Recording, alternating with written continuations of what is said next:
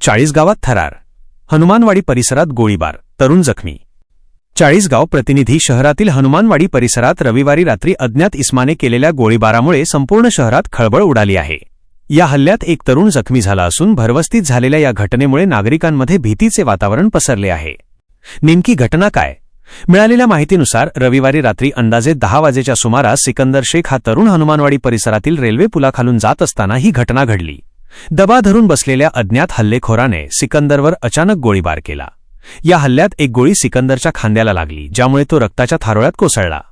गोळीबाराचा आवाज ऐकताच परिसरातील नागरिकांनी घटनास्थळी धाव घेतली. रुग्णालयात उपचार सुरू. जखमी सिकंदर शेख याला स्थानिक नागरिकांच्या मदतीने तातडीने शहरातील देवरे हॉस्पिटल येथे हलवण्यात आले. त्याच्यावर सध्या उपचार सुरू असून त्याची प्रकृती स्थिर असल्याचे सांगण्यात येत आहे. पोलीस यंत्रणा सतर्क.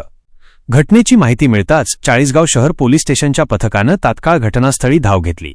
पोलिसांनी घटनास्थळाचा पंचनामा केला असून परिसराची कसून पाहणी सुरू केली आहे. गोळीबार नेमका कोणत्या कारणातून झाला आणि हल्लेखोर कोण होते याचा तपास आम्ही करत आहोत. संशयितांचा शोध घेण्यासाठी पथके रवाना करण्यात आली आहेत. पोलीस प्रशासन. चाळीसगाव परिसरात तणावाचे वातावरण. या घटनेनंतर हनुमानवाडी परिसरात काही काळ तणाव निर्माण झाला होता. भरवस्तीत आणि रेल्वे पुलासारख्या सार्वजनिक ठिकाणी गोळीबार झाल्याने कायदा व सुव्यवस्थेचा प्रश्न पुन्हा ऐरणीवर आला आहे. पोलिसांनी नागरिकांना शांततेचे आवाहन केले असून अफवांवर विश्वास न ठेवण्याचे सांगितले आहे. सध्या पोलीस सीसीटीव्ही फुटेज आणि इतर तांत्रिक पुराव्यांच्या आधारे आरोपींच्या मागावर आहेत. जुन्या वादातून हा प्रकार घडला की अन्य काही कारण आहे याचा उलगडा पोलीस तपासानंतरच होईल.